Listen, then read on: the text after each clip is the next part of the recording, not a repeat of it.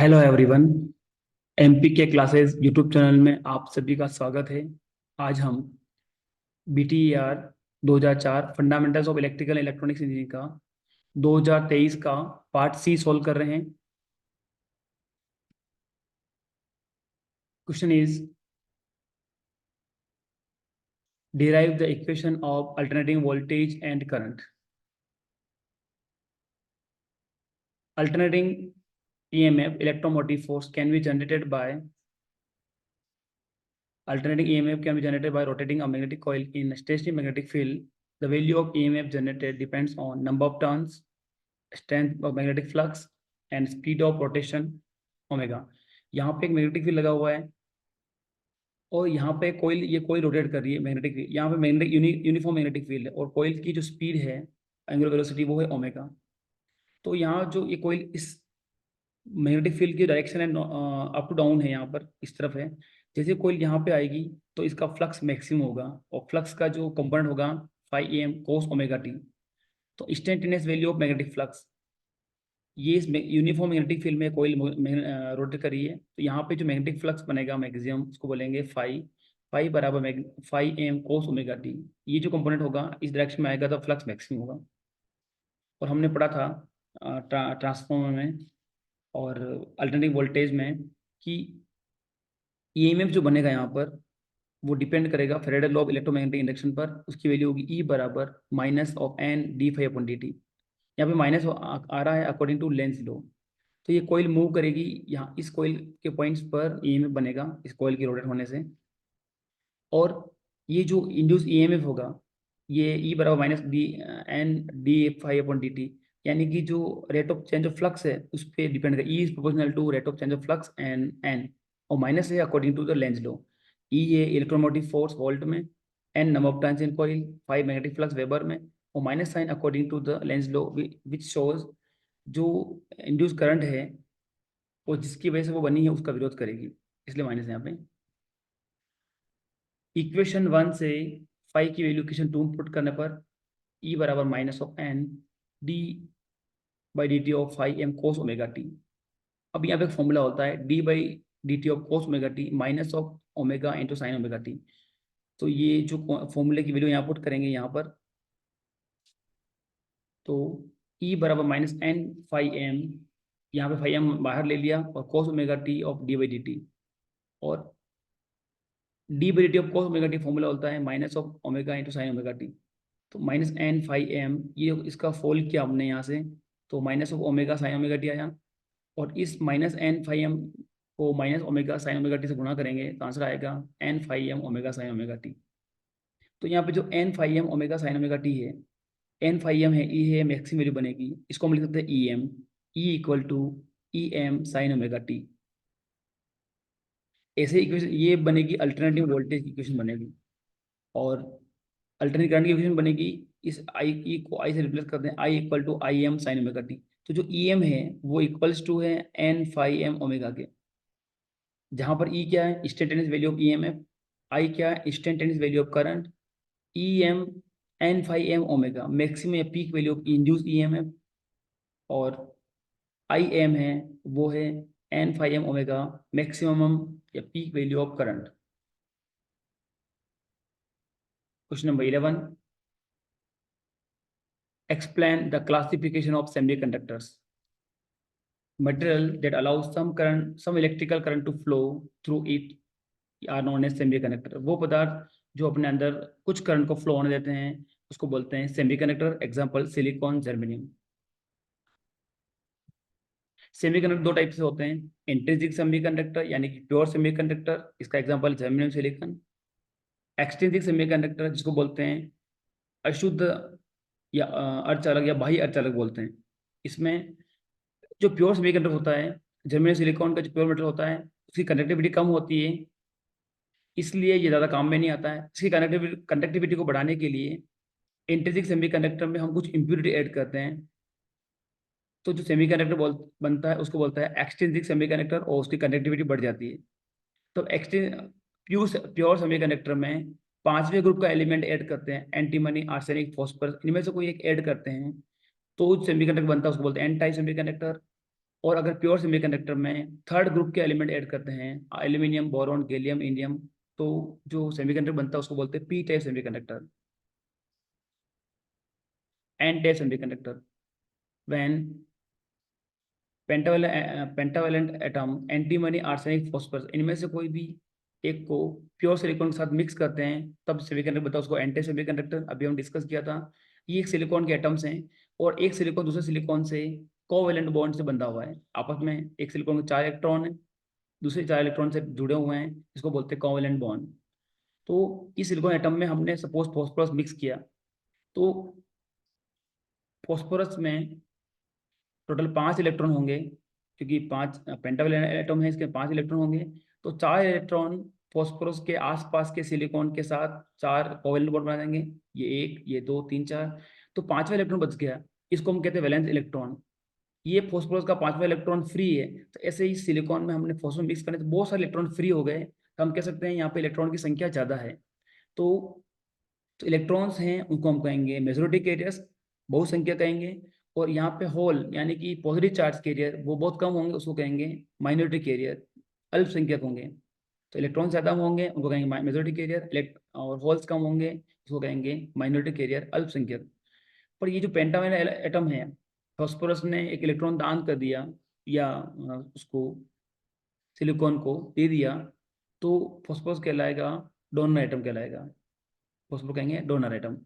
और यहाँ पर ज़्यादा संख्या में इलेक्ट्रॉन की होने की वजह से जो भी चालकता होगी, वो चालकता कनेक्टिविटी इलेक्ट्रॉन की वजह से ज़्यादा होगी। Connectivity is mainly due to electrons, और मेजॉरिटी केस इलेक्ट्रॉन्स होंगे, इसलिए इसको कहते हैं N type semiconductor. Next is P type semiconductor. When boron, gallium, indium, aluminum is added with pure silicon, then p-type semiconductor is formed. जब इनमें से boron, gallium, indium, aluminium से कोई भी एक मेटल हम मिक्स करेंगे प्योर सेमीकंडक्टर में, सिलिकॉन में, तो वो कहलाएगा पी टाइप सेमीकंडक्टर। हम देखते हैं कि बोरॉन हम मिक्स किया हमने सिलिकॉन के साथ, तो बोरॉन थर्ड ग्रुप की इम्प्योरिटी है और उसमें 3 वैलेंस इलेक्ट्रॉन होंगे। तो 3 इलेक्ट्रॉन तो 3 बॉन्ड बना देगा सिलिकॉन के साथ, एक सिलिकॉन, दूसरा सिलिकॉन, तीसरा सिलिकॉन, चौथा यहाँ पे वैकेंसी बच जाएगी, यानी कि यहाँ इलेक्ट्रॉन कम पड़ रहा है इसको। तो ये क्या करेगा, आसपास के सिलिकॉन से इलेक्ट्रॉन बोरो कर लेगा। तो जो बोरॉन है उसने इलेक्ट्रॉन देने की बजाय इलेक्ट्रॉन एक्सेप्ट कर लिया, तो हम कहेंगे कि बोरॉन इज एक्सेप्टर एटम। और इलेक्ट्रॉन एक्सेप्ट करने से जहां से इलेक्ट्रॉन आया है वहां पे एक वैकेंसी हो जाएगी, उसको हम कहेंगे होल, और वो होगा पॉजिटिव चार्ज। जहां से भी इलेक्ट्रॉन ये रिप्लेस करेगा या मांगेगा सिलिकॉन से, वहां पे एक वैकेंसी हो जाएगी इलेक्ट्रॉन की, उसको बोलते हैं पॉजिटिव चार्ज कैरियर बोलते हैं, वहाँ एक होल बन जाएगा। ऐसे बहुत सारे सिलिकॉन एटम्स हैं, वहाँ डिफरेंट डिफरेंट प्लस होल्स बन जाएंगे। होल्स होते हैं पॉजिटिव चार्ज कैरियर। हम कह सकते हैं यहाँ पे कि होल्स ज़्यादा यहाँ पे, तो होल्स कहलाएंगे मेजॉरिटी कैरियर या ज़्यादा संख्या में कहलाएंगे। और इलेक्ट्रॉन्स होंगे वो बहुत कम संख्या में होंगे, उनको कहेंगे माइनॉरिटी कैरियर्स। तो पी टाइप सेमीकंडक्टर में जो भी कंडक्टिविटी होती है वो होल्स की वजह से होती है, क्योंकि यहाँ पे इलेक्ट्रॉन्स बहुत कम हैं तो होल्स बहुत ज़्यादा हैं। तो जो भी कनेक्टिविटी होगी वो होल्स की वजह से होगी, और होल्स को हम कहेंगे मेजॉरिटी चार्ज कैरियर और इलेक्ट्रॉन्स को कहेंगे माइनॉरिटी चार्ज कैरियर। और होल्स की वजह से ही इस सेमीकंडक्टर को बोलते हैं पी टाइप सेमीकंडक्टर, क्योंकि होल्स पॉजिटिव होते हैं इसलिए इसको बोलते हैं P type semiconductor.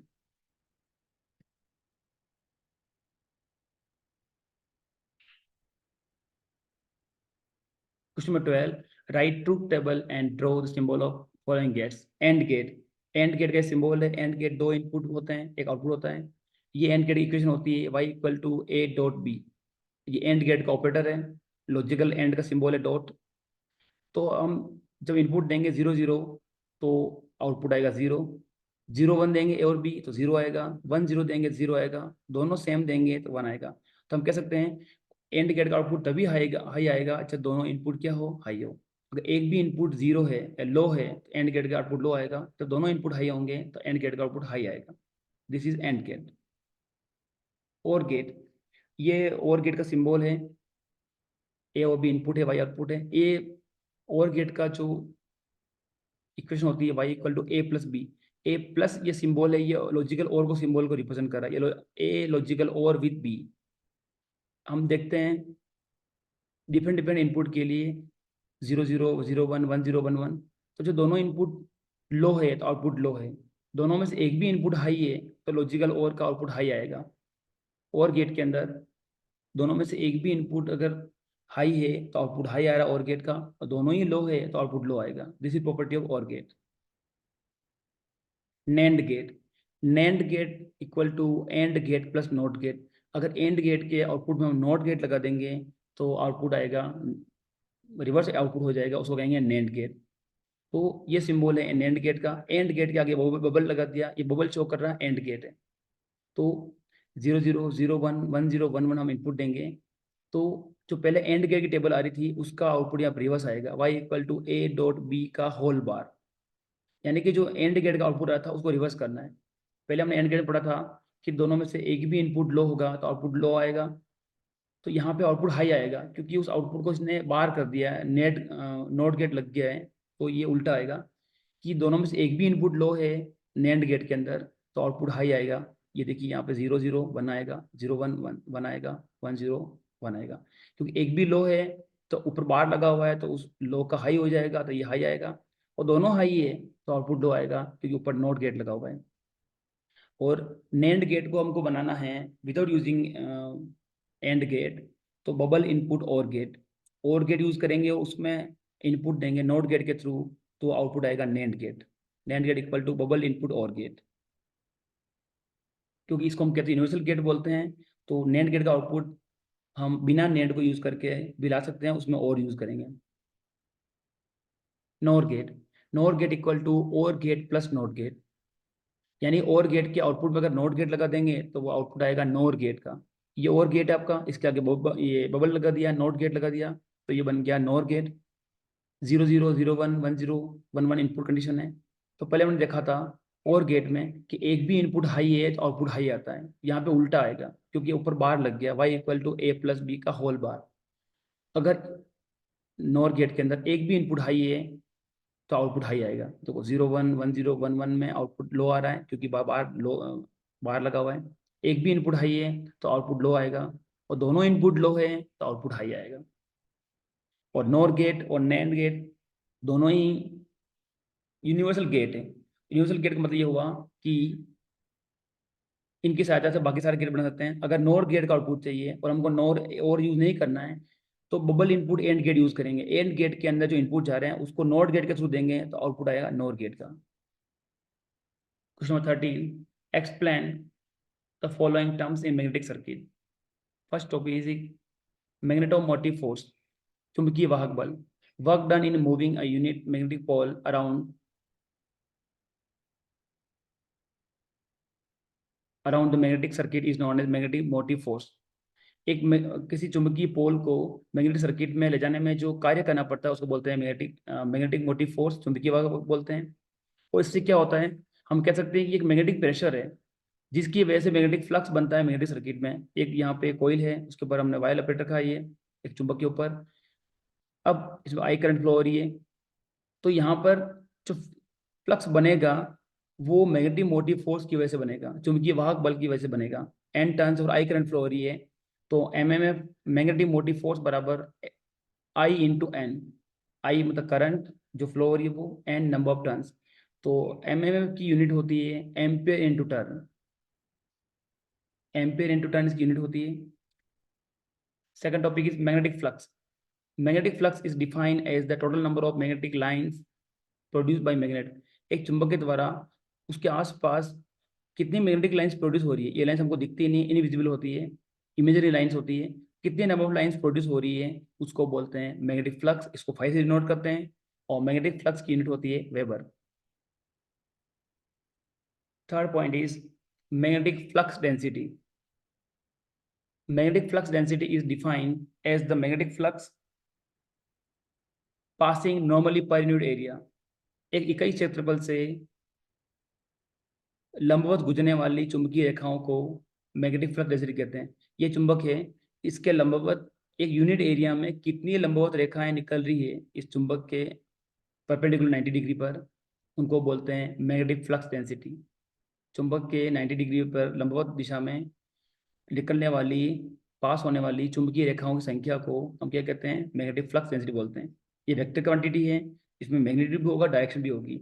B equal, इसको बी से नोट करते हैं, बी इक्वल टू 5/A, 5 वही मैग्नेटिक फ्लक्स अपॉन एरिया, 5 बराबर मैग्नेटिक फ्लक्स वेबर में, और A is area of magnet metre में, मीटर स्क्वायर में। तो यूनिट हो जाएगी वेबर की, इसकी यूनिट हो जाएगी मैग्नेटिक फ्लक्स डेंसिटी की वेबर पर मीटर स्क्वायर। तो यूनिट होगी वेबर पर मीटर स्क्वायर, यहाँ पर मीटर स्क्वायर है, टाइपिंग मिस्टेक है, आप चेक कर लेना। और इसी वेबर पर मीटर स्क्वायर को हम बोलते हैं टेस्ला। मैग्नेटिक फ्लक्स डेंसिटी की यूनिट होती है Tesla. Next point is absolute permeability. Absolute permeability is the permeability of the air of free space. वातावरण और एयर की जो परमेबिलिटी होती है, पारगम्यता होती है, उसको बोलते हैं एब्सोल्यूट परमेबिलिटी। और absolute permeability is the constant, ये कांस्टेंट होता है, इसकी वैल्यू होती है, इसको म्यू नॉट से रिप्रेजेंट करते हैं, म्यू नॉट बराबर 4 pi into 10⁻⁻7 henry per metre. Next question is explain the verification of Ohm's law in laboratory diagram. Ohm's law: the voltage across conductor is directly proportional to the current through it, provided that all physical condition and temperature remain same. That is, V is proportional to I, where V is potential, I is current.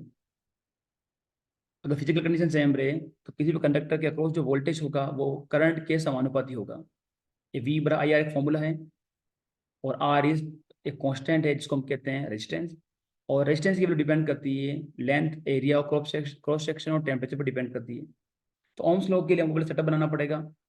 इसके लिए हमको एक circuit बनाना पड़ेगा। उस circuit में resistance चाहिए, हमको एक वोल्ट मीटर चाहिए, ओम मीटर चाहिए, और रेजिस्टेंस के साथ वोल्ट मीटर लगेगा पैरेलल में, और ओम मीटर लगेगा सीरीज में, क्योंकि ओम मीटर करंट मेजर करेगा और वोल्ट मीटर रेजिस्टेंस के जीरो पे कितना वोल्टेज है वो मेजर करेगा। और हमको एक की चाहिए जो सर्किट को ऑन ऑफ करेगी, और एक हमको रियोस्टेट चाहिए जो आपके रेजिस्टेंस को वेरी करने के लिए हमको एक रियोस्टेट चाहिए, ताकि उसके अकॉर्डिंग वोल्टेज की वैल्यू चेंज हो सके। तो हमको ये कुछ ऑपरेटर्स चाहिए, वोल्ट मीटर, ओम मीटर, कुंजी के, और रियोस्टेट यानी वेरिएबल रेजिस्टेंस है, ये चाहिए हमको। और ये सेटअप हम कर लेंगे तो हमारा ओम्स लॉ का प्रैक्टिकल सर्किट तैयार हो जाएगा। ये रेजिस्टेंस है जिसका जिसका हमको ओम्स लॉ वेरीफाई करना है। और यहाँ पे वोल्ट मीटर लगाया, ये वोल्ट मीटर लगाया पैरेलल में, एक ओम मीटर लगाया सीरीज में, और ये कुंजी के सर्किट को ऑन ऑफ करने के लिए। ये रियोस्टेट है जो वेरिएबल रेजिस्टेंस है, और यहाँ पे एक बैटरी है। तो हम क्या करेंगे, बैटरी को ऑन करने, बैटरी का सप्लाई कनेक्ट करेंगे और कुंजी किया लगा देंगे, यहाँ पे सर्किट ऑन हो जाएगा। और इस रियोस्टेट को, ये रियोस्टेट एक वेरिएबल रेजिस्टेंस है, इसको हम मूव करेंगे। इसको करने के साथ हम वोल्टेज की वैल्यू नोट करेंगे। सपोज वोल्टेज की रीडिंग है 1 वोल्ट, उस केस में अमीटर नोट करेंगे कितनी करंट आ रही है। तो एक रीडिंग हुई, फिर इस रियोस्टेट को वेरी करेंगे, फिर हम वोल्ट मीटर की रीडिंग नोट करेंगे। सपोज 2 वोल्ट आई, उस केस में देखेंगे हम इस अमीटर में कितनी रीडिंग आ रही है, 2 मिलियन पे, 3 मिलियन पे, जो भी आ रही है वो नोट करेंगे। फिर रियोस्टेट की वैल्यू चेंज करेंगे, उसको मूव करेंगे आगे, और वोल्ट मीटर में वोल्टेज की वैल्यू और अमीटर में करंट की वैल्यू नोट करेंगे। ऐसे तब करेंगे जब 8-10 रीडिंग की हम रिकॉर्ड तैयार कर लेंगे, एक टेबल बनाएंगे, और उस टेबल से इस तरह का टेबल बनाएंगे हम कि वोल्टेज और करंट की वैल्यू, वोल्टेज वेरी करते गए हम उस रेजिस्टर की सहायता से। वोल्ट मीटर में कितनी वैल्यू आ रही है 1 वोल्ट, उसमें करंट की वैल्यू कितनी है 1 मिलियन। वोल्ट मीटर में जब हमने सेट किया रेजिस्टर से 2 वोल्ट, तो करंट में कितनी वैल्यू है अमीटर में 2 मिलियन। ऐसे हम वोल्टेज सेट किया 3 वोल्ट, तो करंट की वैल्यू कितनी आ रही है। ऐसे अलग वोल्टेज की वैल्यू के लिए करंट की वैल्यू नोट करेंगे, और वोल्टेज और करंट में हम ग्राफ खींचेंगे। तो ओम के नियमों के अनुसार वोल्टेज और करंट में ग्राफ स्ट्रेट लाइन आती है, और यही हमारा ओम्स लॉ को प्रूव करता है। तो हमको स्ट्रेट लाइन आनी चाहिए ग्राफ में इस तरह से। Next question 15, explain the construction and working of single phase transformer. Single phase transformer एक सिंपल ट्रांसफार्मर की तरह होता है, बस उस पर सिंगल फेज सप्लाई होती है। These are the following parts: laminated core, coil former bobbin, winding, transformer clamp, 5 point terminal connection, 6 point container और टैंक। लेमिनेटेड कोर, लिमिट जो कोर होती है ट्रांसफार्मर की वो सिलिकॉन स्टील से बनी जाती है, और ये कोर आपको मैग्नेटिक सर्किट का काम करती है। ये अलग शेप में हो सकती है, L type, E type, C type, I type. E और आई टाइप यूज करते हैं, ई और ई टाइप यूज करते हैं, एल टाइप यूज करते हैं, सी और आई टाइप यूज करते हैं। ये अलग कॉम्बिनेशन हैं, इनको लेमिनेशन बोलते हैं। पतली पतली प्लेट्स होती है, और ये स्मॉल साइज में होती है, और इसको हम पतली साइज में यूज करते हैं ताकि एडी करंट के लॉसेस को हम कम कर सकें। Next part is coil former. ये एक इंजेक्शन मोल्डिंग प्लास्टिक होता है जिसके ऊपर वाइंडिंग की जाती है। ये प्लास्टिक का मेटल होता है, इसके ऊपर हम जो प्राइमरी सेकेंडरी वाइंडिंग है उसके वायर लपेट जाते हैं, वाइंडिंग की जाती है। और अलग ट्रांसफार्मर के लिए अलग अलग अलग टाइप की बोबिन यूज कर सकते हैं हम, हाई वोल्टेज लो वोल्टेज के लिए। Third part is winding. Winding हमने देखा ही है, प्राइमरी सेकेंडरी दो टाइप की वाइंडिंग होती है। तो ये कॉपर वायर से बनती है।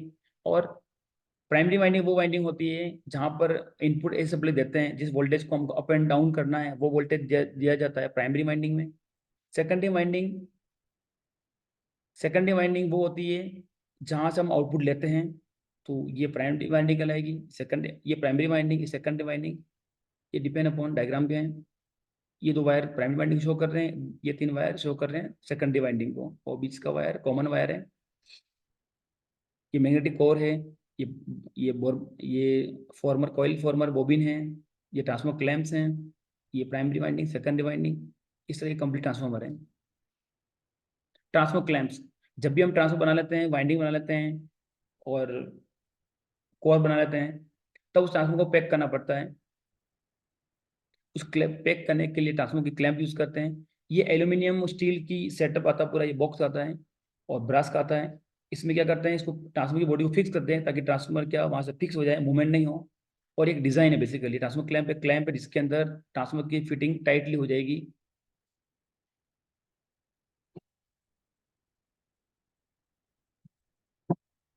Next point is connection. जब ट्रांसफॉर्मर का हमने पैक कर दिया है, तो इनपुट वाइंडिंग के कनेक्शन लिए जाएंगे और आउटपुट वाइंडिंग कनेक्शन है, यानी प्राइमरी वाइंडिंग के कनेक्शन और सेकेंडरी वाइंडिंग कनेक्शन लेते हैं, उसको बोलते हैं टर्मिनल। प्राइमरी सेकेंडरी वाइंडिंग से दो वायर निकालेंगे, दो वायर आउटपुट के, दो वायर इनपुट के, इसको कहते हैं टर्मिनल कनेक्शन। ये इनपुट आउटपुट काम में आएगा। कंटेनर टैंक, जब भी ट्रांसफॉर्मर बन जाता है तो उसको 10 से 15 दिन के लिए किस तारपीन ऑयल में मिक्स करते हैं, उस रखते हैं उसको इमर्ज करके, ताकि जहाँ भी ट्रांसफार्मर की वाइंडिंग में और कोर में सिलिकॉन स्टील की प्लेट्स में कहीं भी एयर गैप होगा, वो एयर गैप क्या होगा, रिड्यूस हो जाएगा। और इस प्रोसेस को हम बोलते हैं इम्प्रीकेशन। और नेप्थालीन नेप्थालिक ऑयल या तारपीन ऑयल में टैंक में रखेंगे इसको 10 से 15 दिन के लिए। और ये केवल कॉमर्शियल पर्पज जो ट्रांसफार्मर होता है उसी के लिए यूज किया जाता है, हाई रेटिंग वाले ट्रांसफार्मर के लिए। Next is single phase transformer. A single phase transformer is an electrical device that inputs single phase AC power and outputs single phase AC power. Single phase transformer वो होता है जो single phase power को लेता है और single phase AC power को देता है। Single phase transformer also works on the principle of Faraday law, electromagnetic induction and mutual induction. Single phase transformer भी फैराडे के विद्युत चुंबकीय नियम पर और म्यूचुअल इंडक्शन पर काम करता है। और सिंगल फेज ट्रांसफार्मर में एक ही वाइंडिंग होती है प्राइमरी, और एक ही सेकेंडरी वाइंडिंग होती है। ये प्राइमरी वाइंडिंग, सेकेंडरी वाइंडिंग। यहाँ पे जिस वोल्टेज को हमको चेंज करना, अप एंड डाउन करना, वो देंगे। और जो वोल्टेज अप एंड डाउन किया हुआ है वो हमको यहाँ मिलेगा सेकेंडरी वाइंडिंग में। N1 primary winding, N2 secondary winding, ये कोर है। और इसमें मैग्नेटिक फ्लक्स फ्लो हो रहा है फाई। और इसका सिंगल फेज में दो वायर होंगे, एक फेज वायर होगा, एक न्यूट्रल वायर होगा। और इसका एग्जाम्पल है AC 230 volt single phase domestic supply transformer, जो होम सप्लाई आती है हमारी, वो सारा उसमें जो भी सर्किट में ट्रांसफार्मर लगे होते हैं वो सिंगल फेज ट्रांसफार्मर लगे होते हैं। ये हमारा पार्ट सी कंप्लीट होता है, मई 2023 का पार्ट सी यहाँ पे कंप्लीट होता है।